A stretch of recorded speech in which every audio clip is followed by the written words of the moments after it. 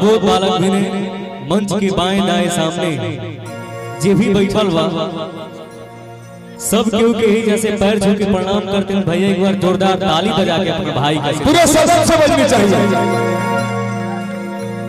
है कि बना दी थोड़ा रिवॉल्व भी।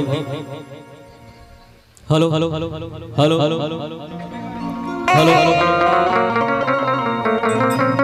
सबसे पहले माहौल तो दूसरे बन गई बा, लेकिन एक लाइन माई के शहर है ओकरा बाद से आप सब जौने कहब तौने हम गाई।